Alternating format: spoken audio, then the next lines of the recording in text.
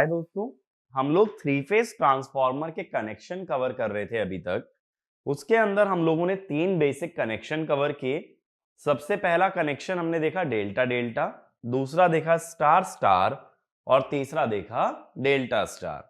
तो इस वीडियो के अंदर हम लोग क्या करने वाले हैं, हम चौथे कनेक्शन के बारे में बात करेंगे, दैट इज स्टार डेल्टा। और उसके अंदर ये देखेंगे कि क्या क्या फेज शिफ्ट ऑब्टेन किया जा सकता है और फेज शिफ्ट के बेसिस पे क्या क्या नेमिंग दिया जा सकता है। और इसके बाद कुछ एक एग्जांपल्स देखेंगे कि किस तरह से थ्री फेज ट्रांसफार्मर का फेज शिफ्ट निकाला जाता है। ठीक है, जैसे मैंने डेल्टा डेल्टा में भी एक दो एग्जांपल आप लोगों को कराए थे, ऐसे कुछ एग्जांपल हम लोग और देखेंगे अंडरस्टैंडिंग को बेटर करने के लिए। ठीक है, तो टाइम वेस्ट ना करते हुए हम लोग अपना अगला कनेक्शन स्टार्ट करते हैं, that is your star delta connection. तो जैसा कि अभी तक हमने हर बार किया है, सबसे पहले प्राइमरी और सेकेंडरी की तीन तीन वाइंडिंग बना लेंगे।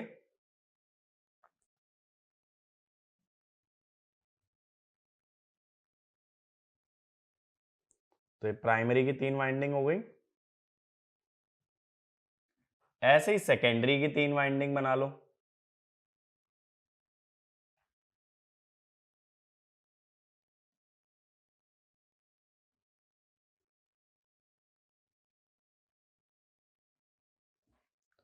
ठीक है, तो ये टर्मिनल्स को मैं नाम दे देता हूं A2 A1 B2 B1 और फिर C2 C1। ऐसे इधर दे देता हूं A2 A1 B2 B1 C2 C1। अब प्राइमरी साइड मुझे स्टार में कनेक्ट करनी है, तो इसमें एक टर्मिनल तीनों वाइंडिंग्स का कॉमन होना चाहिए। तो भाई ये हो गया अपना न्यूट्रल। और एचवी साइड को कैसे दिखाते हैं, अपर केस लेटर से, तो इसीलिए कैपिटल एन मैंने लिखा है। अब एलवी साइड को डेल्टा कनेक्टेड रखना है,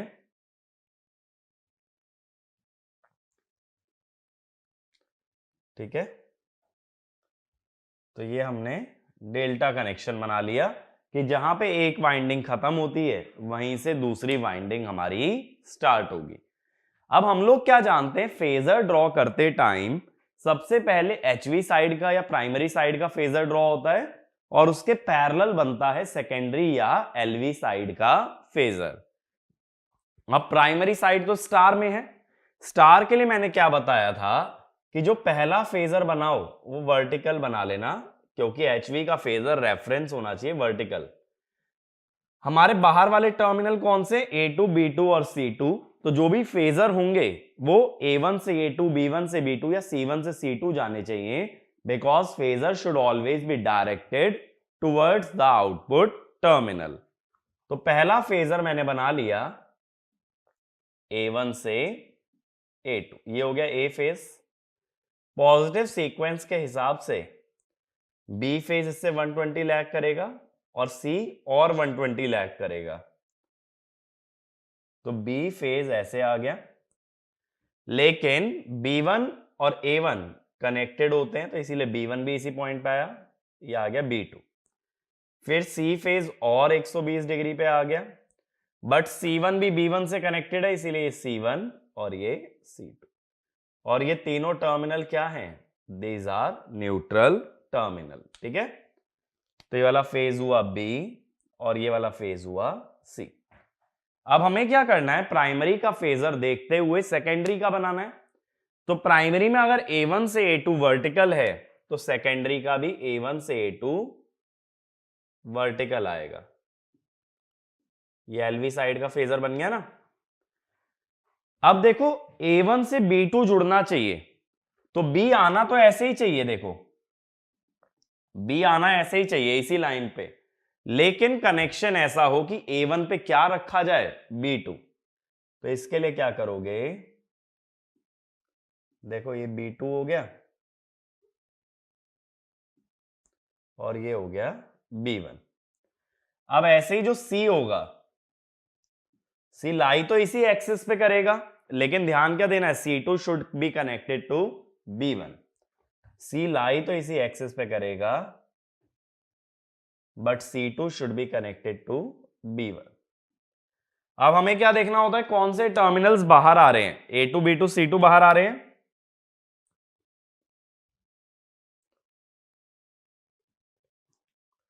तो A2 से जुड़ने वाले को बोलोगे A फेस, B2 वाले को B, C2 वाले को C। A B C।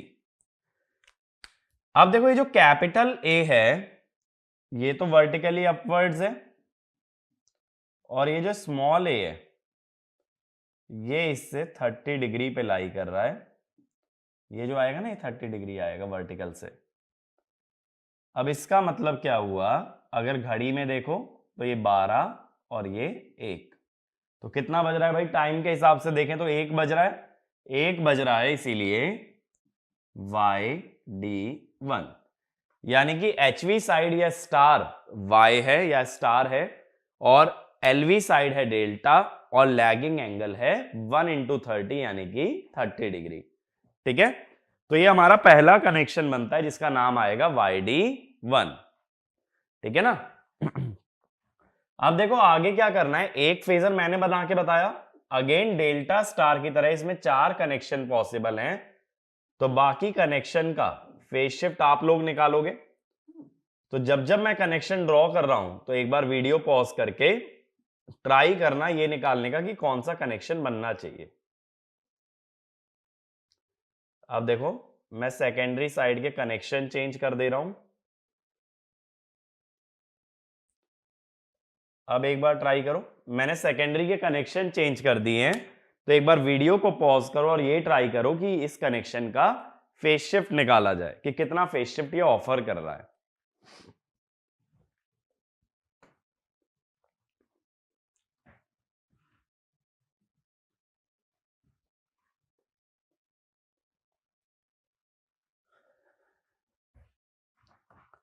अब देखो जो लोग ट्राई कर चुके हैं, जो लोग सोल्यूशन देखना चाहते हैं, तो हम सोल्यूशन के बारे में बात करते हैं।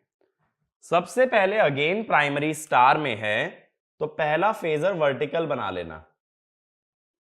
ये फेजर होगा ए फेज का और ये ओरिएंटेड होगा A1 से A2। अब बी फेज इससे 120 लैगिंग और सी और 120 लैगिंग। तो बी फेज जब बनाओगे तो बी फेज ओरिएंटेड होगा B1 से B2, और जब सी फेज बनाओगे तो वो ओरिएंटेड होगा C1 से C2। ठीक है, और A1 B1 C1 तीनों एक ही पॉइंट से कनेक्टेड हैं जो कि है न्यूट्रल पॉइंट। तो ये तीनों किससे कनेक्टेड है, न्यूट्रल से। बात क्लियर हुई। अब जो सेकेंडरी के फेजर बनेंगे वो प्राइमरी के पैरेलल बनेंगे, तो सेकेंडरी या एलवी साइड का पहला जो फेजर बनेगा वो हम बनाएंगे A1 से A2 वर्टिकली अपवर्ड्स। ये बन गया ना A1 से A2। अब B1 से B2 इस लाइन के अलोंग आना चाहिए, और C1 से C2 इस लाइन के अलोंग। लेकिन B1 से B2 जब बनाओगे तो ये ध्यान रखना कि A2 और B1 आपस में कनेक्टेड है। तो A2 और B1 अगर कनेक्टेड है तो देखो ऐसे बना दूंगा, B1 से B2। अब देखो ये इसके पैरेलल ही आ रहा है ना, लेकिन A2 पे B1 रखा हुआ है। ऐसे ही C वाला फेस इस लाइन पे लाई करेगा, लेकिन C1 कनेक्ट होना चाहिए B2 से, तो C वाला फेस इस लाइन पे लाई करेगा, C1 कनेक्टेड होगा B2 से। अब देखो बाहर कौन से टर्मिनल निकले हुए हैं, बाहर निकले A2 B2 C2, तो इनको सर्कल कर लेता हूं, A2 B2 C2। A2 से जुड़ने वाला फेजर A, B2 से जुड़ने वाला B, C2 से जुड़ने वाला C। अब देखो कैपिटल A तो वर्टिकली अपवर्ड्स है, कैपिटल A है वर्टिकली अपवर्ड्स, और स्मॉल a आ रहा है लेफ्ट में, ये वर्टिकल से 30 डिग्री पे आएगा, अब देखो घड़ी में ये 12 और 30 डिग्री पे क्या होगा 11। तो बताओ नाम क्या होगा कनेक्शन का, YD11। तो पहला दे रहा था 30 डिग्री लैग, इस बार दे रहा है 30 डिग्री लीड। तो 1 मिल गया और हमें 11। और ये 30 डिग्री मालूम कैसे चला, देखो ए और बी में 120 होगा ना, तो ये वाला एंगल तो 90 हॉरिजॉन्टल वर्टिकल का, और ये बचा हुआ एंगल 30। इस तरह से मालूम चल जाता है कि एंगल कितना मिल रहा है। ये वाला कनेक्शन क्लियर हुआ? ठीक है, तो ये तुम्हें खुद से भी निकालना आना चाहिए कि फेज शिफ्ट कितना आने वाला है। जैसे मैंने पिछले में निकाला था 30 डिग्री लैग, और इस बार आ रहा है मेरा 30 डिग्री लीड। अब अगले पे आते हैं, तीसरा कनेक्शन इसी का। अब की बार देखो मैंने क्या किया, मैंने प्राइमरी के कनेक्शन चेंज कर दिए। न्यूट्रल इस बार मैंने लगा दिया A2, B2 और C2 पे। अब ट्राई करो एक बार। इस बार हमारा जो न्यूट्रल है that is eight A2, B2 and C2। दोबारा से पूरा फेजर डायग्राम बनाना है, पहले HV साइड का और उसके पैरेलल या एंटी पैरेलल LV साइड का। वीडियो पॉज करके सभी लोग एक बार ट्राई करो।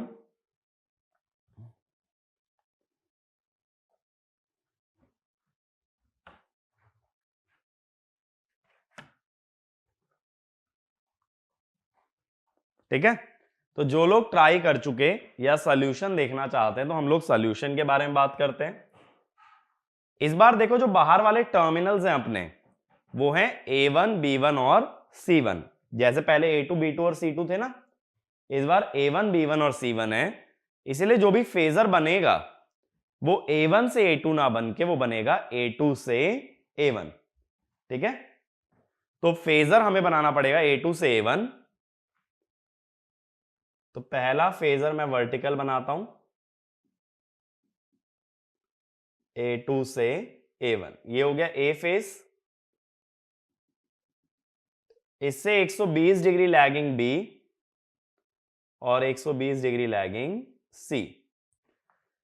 तो अब जब B बनाओगे तो किस तरफ बनेगा, B2 से B1। ठीक है, कॉमन टर्मिनल से आउटपुट टर्मिनल की तरफ। तो ये आ गया। और जब C बनाओगे तो वो भी बनेगा C2 से C1। और ये तीनों A2, B2, C2 ये क्या है, न्यूट्रल है। अब एक बार HV साइड का फेजर आ गया तो इसके पैरेलल कौन सा फेजर बनना चाहिए, LV साइड का। लेकिन देखो LV साइड पे जो आउटपुट टर्मिनल्स हैं वो हैं A2, B2 और C2। तो फेजर A2 से A1 ना बना के हम क्या बनाएंगे, A1 से A2। तो अगर A2 से A1 ऊपर है तो A1 से A2 किधर होगा, नीचे। तो जब मैं LV साइड का फेजर बनाता हूं तो मैं कुछ इस टाइप से बनाऊंगा।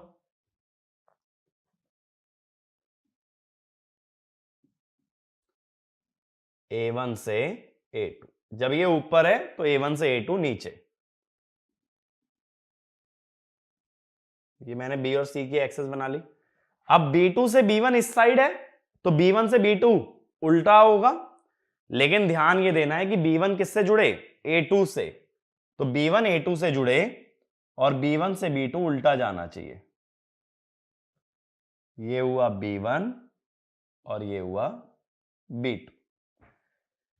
अब देखो C2 से C1 इस साइड है तो C1 से C2 इससे उल्टा होगा, यानी इस तरफ होगा।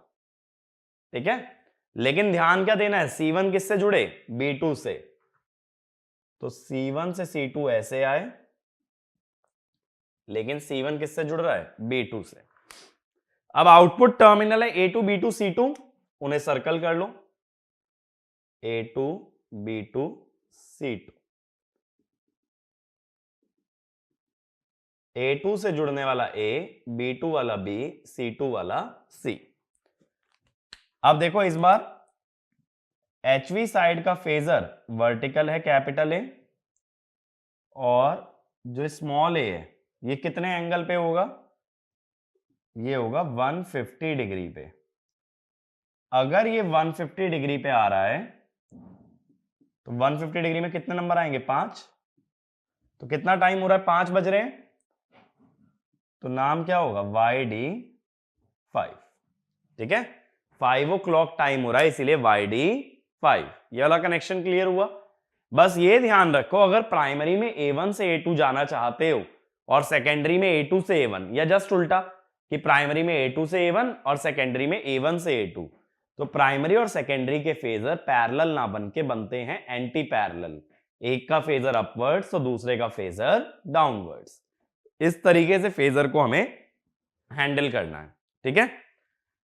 अब लास्ट पॉसिबिलिटी के लिए मैं क्या करता हूं,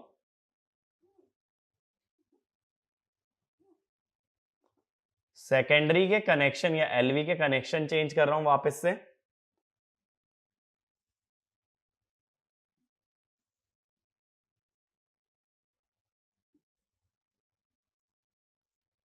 ठीक है, अब दोबारा से इसका फेजर ट्राई करो एक बार।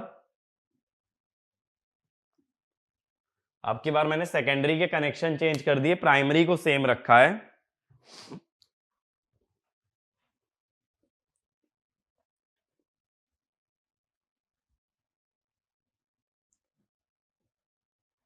तो वीडियो पॉज करके सभी लोग एक बार इसको बनाने का ट्राई करो,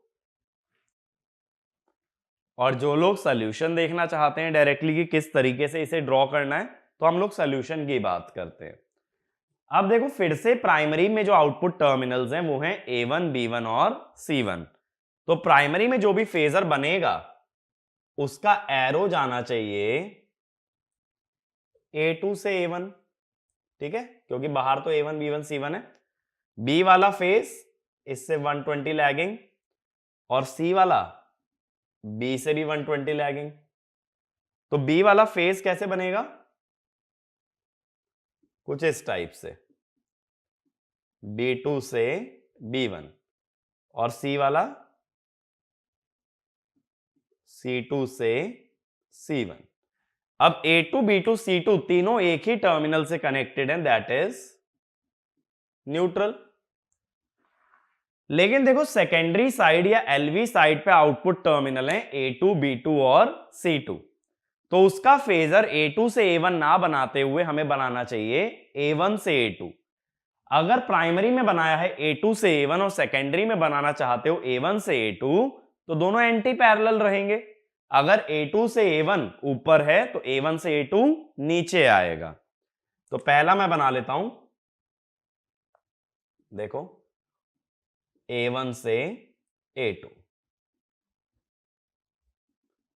ये मैं B और C वाली एक्सेस भी बना लिया हूं। अब B2 से B1 अगर इस तरफ है राइट में, तो B1 से B2 लेफ्ट होगा, जस्ट उल्टा होगा। लेकिन ध्यान ये देना कि B2 किससे जुड़े, A1 से। B2 जुड़े A1 से और उल्टा बनाना है, तो ये ऐसे आ गया। देखो एग्जैक्टली इसी लाइन के पैरेलल है ना, बट उल्टी डायरेक्शन में एरो है। ऐसे ही C2 से C1 अगर इधर है तो C1 से C2 उल्टा बनेगा। लेकिन ध्यान क्या देना है, C2 किस पे रखा जाए, B1 पे, उल्टा बनेगा, बट C2 रखा जाए B1 पे। अब बाहर कौन से टर्मिनल आए हैं भाई, A2, B2, C2। A2 से जुड़ने वाला A, C2 वाला C, B2 वाला B। अब इधर A1, A2 वाला फेज A, B1, B2 वाला B, C1, C2 वाला C। अब देखो कैपिटल A तो अपवर्ड्स है और जो स्मॉल a है वो इस तरफ है। इनके बीच में 150 डिग्री का एंगल आएगा। 150 डिग्री में 5 नंबर आ जाएंगे ना, घड़ी के हर नंबर 30 डिग्री का होता है। 12, 11, 10, 9, 8, 7। तो इसका नाम क्या रख दोगे भाई, YD7, ठीक है। तो यहां पे भी देखो जैसे हमारे डेल्टा स्टार के अंदर 4 कनेक्शन पॉसिबल थे, ऐसे ही स्टार डेल्टा के अंदर भी 4 पॉसिबिलिटी बन रही हैं। 1, 11, 5, 7, ये 4 पॉसिबिलिटी हमारी पॉसिबल हैं in case of star delta connection similar to delta star connection. इसीलिए ये भी बोल सकते हो कि डेल्टा स्टार और star delta same phasor group को बिलोंग करेंगे, क्योंकि दोनों सेम फेज शिफ्ट ऑफर करते हैं। तो ये वाला पॉइंट लिख लेना, the phase shift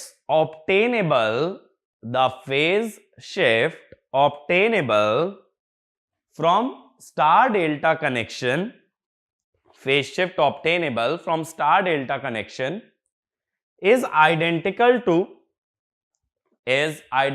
to delta star connection, is identical to delta star connection, and hence both belong to same phasor group, both belong to same phasor group. अब जैसे हर connection में हम लोग करते हैं कि कुछ फीचर्स के बारे में बात करते हैं, तो सबसे पहले हम यहां पे भी फीचर्स के बारे में बात करते हैं। तो अगला सब हेडिंग बना के लिख लेना, features of star delta connection, features of star delta connection. तो सबसे पहले फीचर की क्या बात होती है, लाइन वोल्टेज का रेशो। तो मैं कहता हूं VL high voltage upon VL low voltage. अब की बार HV साइड स्टार है, स्टार में जो हाई लाइन वोल्टेज होती है वो √3 टाइम्स फेज वोल्टेज होती है, और LV साइड डेल्टा है, डेल्टा में जो लाइन वोल्टेज होती है वही फेज वोल्टेज होती है। और साथ ही साथ हम ये भी जानते हैं कि फेज वोल्टेज का रेशो क्या होता है, टर्न्स रेशो, यानी √3 NH/NL। यानी इस बार भी डेल्टा स्टार की तरह लाइन वोल्टेज का रेशो टर्न्स रेशो के बराबर नहीं आया। और मैंने पहले भी क्या समझाया था कि जो क्वेश्चन में रेशो गिवन होता है वो हमेशा लाइन वोल्टेज का रेशो होता है, वो कभी भी टर्न्स रेशो नहीं होता। जैसे अगर क्वेश्चन में बोल दिया 33 kV बाय 11 kV, इसका मतलब है 33 kV है प्राइमरी का लाइन वोल्टेज है, HV का लाइन वोल्टेज, और 11 kV है LV का लाइन वोल्टेज। इन दोनों का रेशो टर्न्स रेशो नहीं होगा, इनका रिलेशन टर्न्स रेशो से ऐसे निकाला जाएगा। तो इसमें लिखना, the ratio of line voltages, the ratio of line voltages in star delta connection is not equal to turns ratio, is not equal to turns ratio, but it is higher than turns ratio, but it is higher than turns ratio, क्योंकि √3 आ रहा है ना numerator में। hence transformation ratio of star delta connection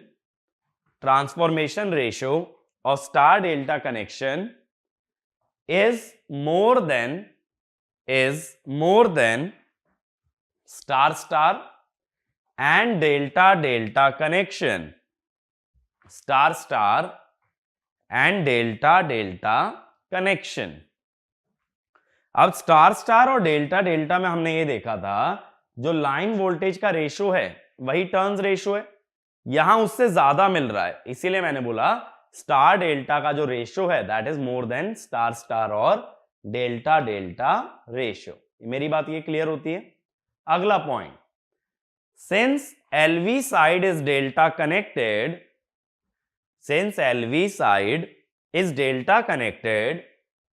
it allows the flow of third harmonic current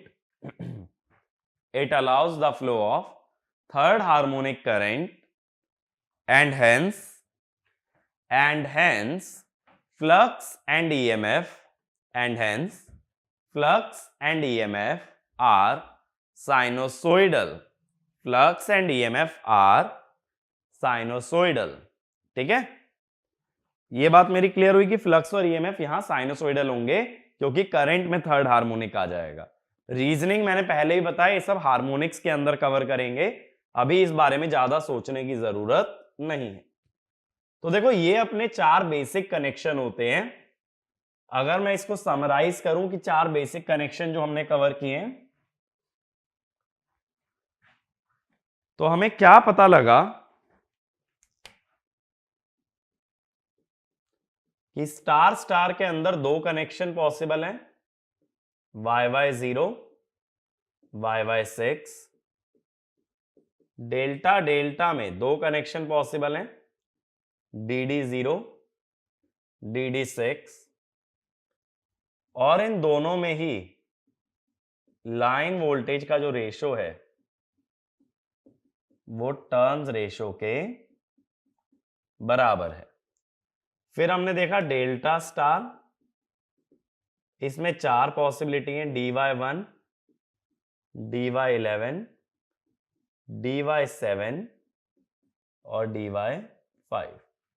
और इसके अंदर जो line voltage का रेशो है वो नीचे में उसके √3 आ जाता है, यानी स्टार स्टार और डेल्टा डेल्टा से कम है। और स्टार डेल्टा में भी 4 कनेक्शन पॉसिबल हैं, YD1, YD11, YD7 और YD5। और इसके अंदर HV और LV वोल्टेज का जो रेशो आता है वो √3 टाइम्स आ जाता है। तो ये रेशो याद मत रखना, रेशो का मेथड याद रखो कि सबसे पहले लाइन वोल्टेज से किस में आते हैं, फेज वोल्टेज में। और फेज वोल्टेज का रेशो हमेशा क्या होता है, टर्न्स रेशो। और ये जितना भी फेज शिफ्ट की हम बात कर रहे हैं, phase shift is always obtained between line voltages and not the phase voltage. मैंने पहले भी बताया था, फेज वोल्टेज को एक सिंगल फेज ट्रांसफॉर्मर की तरह मानो, तो दोनों तरफ की वोल्टेज सेम फेज में आएंगी, तो जो भी शिफ्टिंग मिलने वाली है वो किस में मिलेगी, सिर्फ और सिर्फ लाइन वोल्टेज में। ठीक है,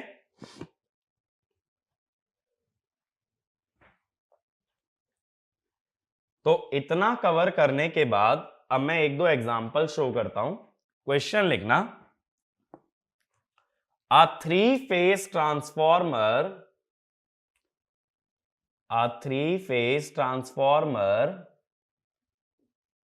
is connected as shown in the figure.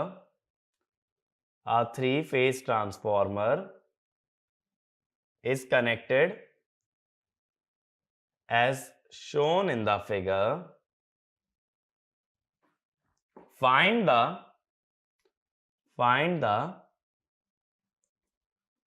phase shift.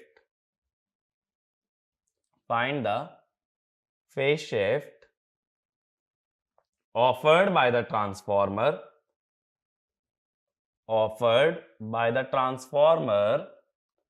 for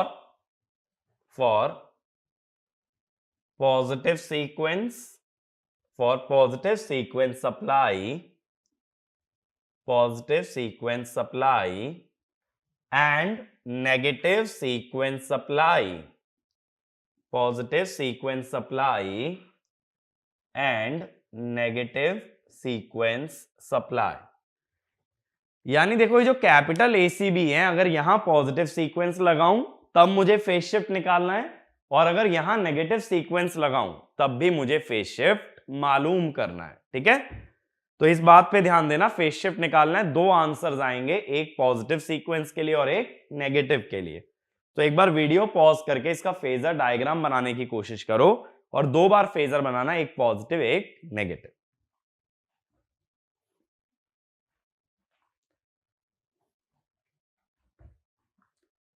अब देखो, जो लोग ट्राई कर चुके हैं, जो लोग सॉल्यूशन देखना चाहते हैं, तो हम सॉल्यूशन की बात करते हैं।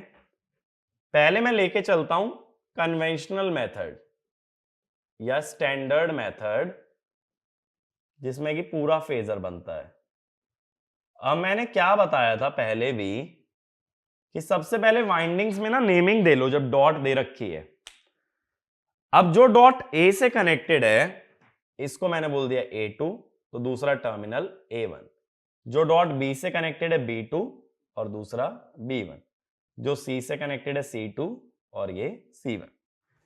अब मैंने बोला था प्राइमरी और सेकेंडरी की वाइंडिंग कैसे मालूम चलती है, जो पैरेलल होती हैं वो सेम फेज की होती है। देखो, ये इस तरफ है, इसके पैरेलल ये नीचे वाली आ रही है ना, तो डॉट अगर A2 तो डॉट A2 A1, हॉरिजॉन्टल के पैरेलल हॉरिजॉन्टल डॉट अगर C2 तो C1, इसके पैरेलल ये वाली वाइंडिंग डॉट अगर B2 तो B2 और ये B1। ये बन गई हमारी नेमिंग। तो सबसे पहले नेमिंग देना जरूरी है। प्राइमरी में कैसे दिया, जो डॉट A से जुड़ी वो A2 और उसी वाइंडिंग का दूसरा टर्मिनल A1, जो डॉट B से जुड़ी वो B2 और उसका दूसरा टर्मिनल B1, ठीक है। और प्राइमरी के पैरेलल सेकेंडरी है, तो जो भी वाइंडिंग पैरेलल आएंगी they will belong to the same phase. अब सबसे पहले मैं बात कर रहा हूं पॉजिटिव सीक्वेंस की।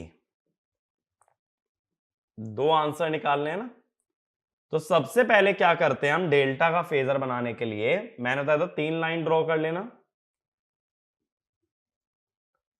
तो सबसे पहला ये A फेज, ये B फेज और ये C। तो पहला फेजर मैंने बोला था A पे डाल देना सीधा, A1 से A2।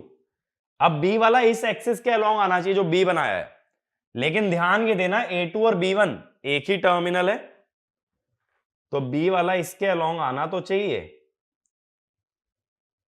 लेकिन A2 और B1 एक ही बात है। ऐसे ही C वाला ऊपर जाना चाहिए, लेकिन C1 जुड़ना चाहिए B2 से, तो C वाला ऊपर जाना चाहिए, लेकिन C1 जुड़ना चाहिए B2 से। तो ये आ गया C1 से C2। अब प्राइमरी में देखो, अगर इतना फेजर बना चुके हो, अब इससे सेकेंडरी का बना सकते हो, बाद में अंदर का रेफरेंस बनाऊंगा, अभी नहीं बना रहा, ठीक है। सेकेंडरी का बनाना है तो A1 से A2 तो पैरेलल बनेगा, B1 से B2 इधर आना चाहिए और C1 से C2 ऐसे। मैंने डायरेक्टली यहां से लिया है B और C, ये वाला B ये वाला C, ठीक है। बट अभी इसको नाम मत दो। अब देखो जब B1 से B2 बनाओगे तो ये ध्यान देना कि A1 और B1 सेम पॉइंट पे आए। तो B1 से B2 जब बनाओगे तो A1 B1 सेम पॉइंट पे आने चाहिए, और जब C1 से C2 बनाओगे तो ये देखोगे कि A1 B1 C1 तीनों सेम पॉइंट पे।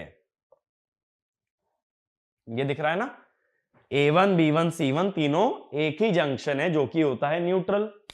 अब ये बन गया। अब फेज शिफ्ट चाहिए। फेज शिफ्ट के लिए बाहर वाले टर्मिनल देखो, A2 से जुड़ने वाला A, B2 से जुड़ने वाला B, C2 से जुड़ने वाला C। तो A2 वाला A, B2 वाला B और C2 वाला C। तो अंदर के रेफरेंस फेजर बना लो, A B C। Secondary side देखो, B2 वाले को C बोल रहे हो, देखो सेकेंडरी में दिख रहा है B2 से C जुड़ा है, तो B2 वाला हुआ C। फिर C2 वाले को A बोला गया है, C2 वाला हुआ A, और A2 वाले को बोला गया है B। अब अगर हमें फेज शिफ्ट चाहिए तो हमें क्या जानना है, कैपिटल A और स्मॉल a के बीच का फेज शिफ्ट। अब देखो ये जो स्मॉल a है ये वर्टिकल से 30 डिग्री पे है, और ये जो कैपिटल A है ये वर्टिकल से 60 डिग्री इधर है। तो यानी अगर एक वर्टिकल लाइन बना ली जाए तो ये जो स्मॉल a है ये 30 डिग्री इधर है, और जो कैपिटल A है वो इधर है 60 डिग्री। तो कितना फेज शिफ्ट हुआ भाई, 30 + 60 90 डिग्री। तो हम लोग क्या बोल सकते हैं, small a leads capital A by 90 degree.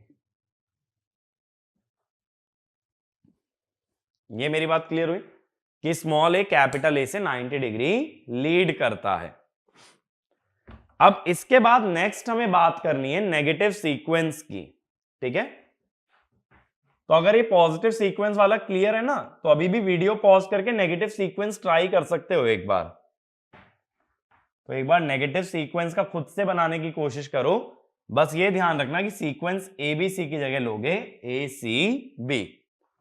देखो जब कभी पॉजिटिव या नेगेटिव सीक्वेंस के बीच में ऑसिलेट करते हो, चेंज करते हो, तो कभी भी ना ये कंस्ट्रक्शन मत बदलना, सिर्फ फेजर्स बदलते हैं। ऐसा मत करना ये पूरी नेमिंग वगैरह सब कुछ दोबारा करने लग जाओ, ऐसा कुछ भी नहीं करना। सिर्फ क्या चेंज करना है, फेजर्स का ऑर्डर। तो ये वाला भी भले ही पॉइंट लिख लो, while changing the phase sequence, while changing the phase sequence, we only change ordering of the phasors, we only change ordering of the phasors, but not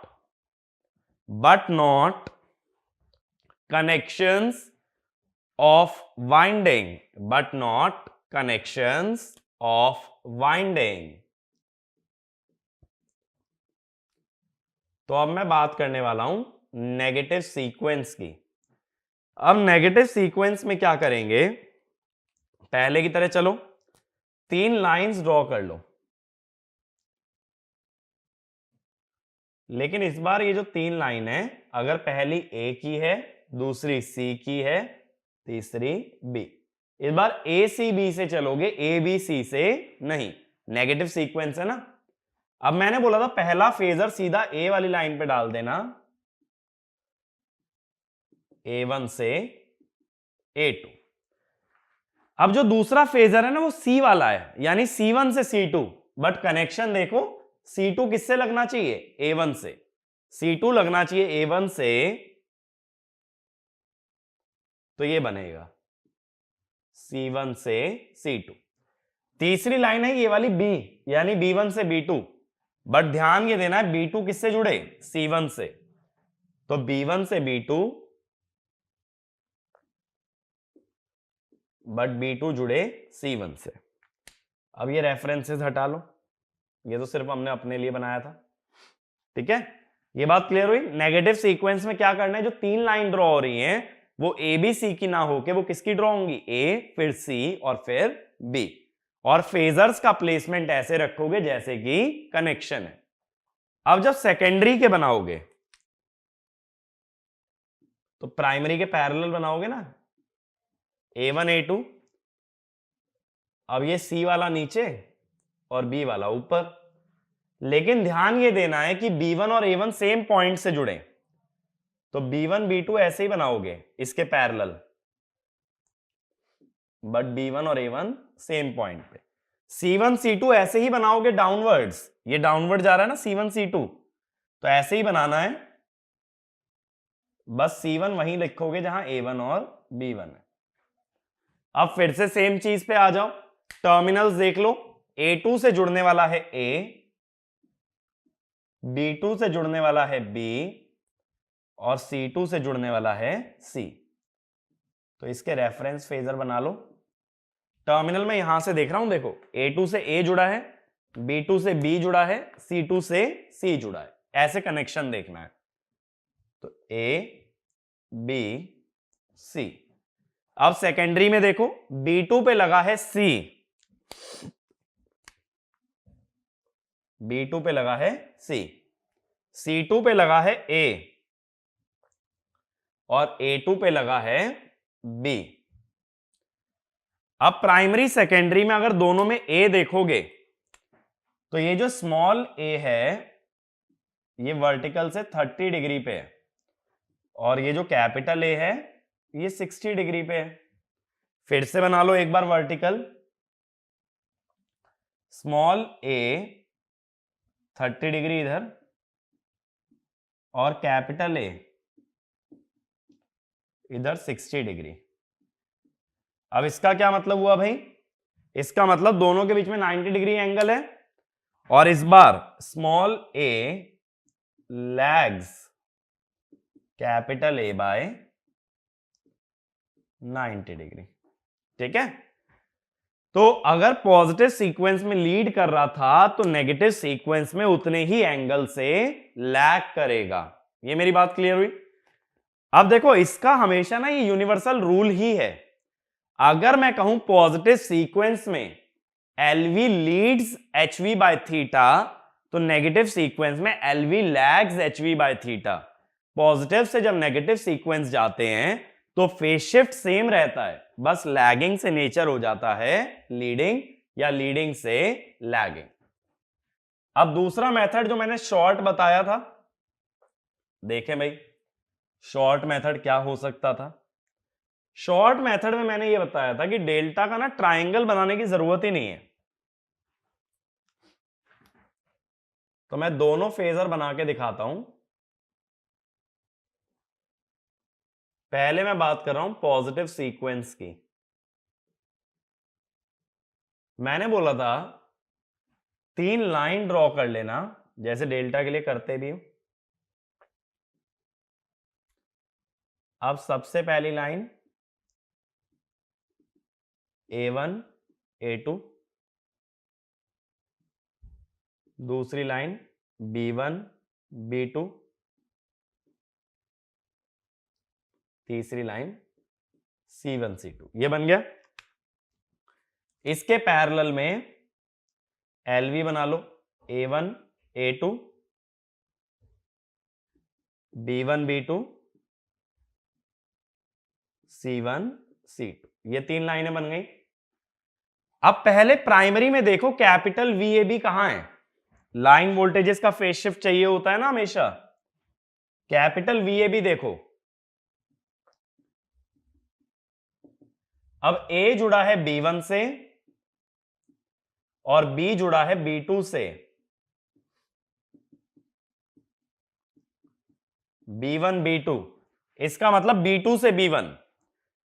अगर B1 से B2 नीचे है तो B2 से B1 कैसे होगा, ऊपर। मैंने ये चीज समझाई भी थी कि VXY का मतलब होता है Y से X की तरफ फेजर जाए। VB1 माइनस B2 का मतलब है B2 से किसकी तरफ फेजर बने, B1। अब स्मॉल VAB देखो, स्मॉल VAB में देखो क्या कर सकते हो, KVL लगाने के लिए ना ऐसे लगा लो। तो स्मॉल VAB क्या होगा, V C2 C1 minus V A2 A1, यही होगा ना। तो C2 C1 तो ये रहा, C1 से C2, और A2 A1 ये रहा। C2 C1 में से अगर A2 A1 सब्ट्रैक्ट करना है तो A2 A1 का उल्टा बना के ऐड कर लो। ये वाला जो एंगल होगा ये 30 और ये हो गया 60। ये हो गया स्मॉल VAB। तो हम क्या जानते हैं, small VAB leads capital VAB by 90 degree. मैंने सिर्फ क्या किया है, डॉट को पॉजिटिव मान के KVL लगा दिया है। ऐसे सोचो अगर ये वाला टर्मिनल 0 पे है तो VA कितना है, C1 C2, और VB कितना है, A2 A1, sorry C2 C1 और A2 A1। तो दोनों को सब्ट्रैक्ट ही तो किया है। अब सेम वे में नेगेटिव सीक्वेंस ट्राई कर लेते हैं। ये क्लियर हुआ। और देखो यही रिजल्ट आ रहा था पहले वाले का, पॉजिटिव सीक्वेंस का, कि LV साइड लीड कर रही थी। अब देखो इसके बाद अगला अगर ट्राई करें नेगेटिव सीक्वेंस इसी शॉर्टकट मेथड से,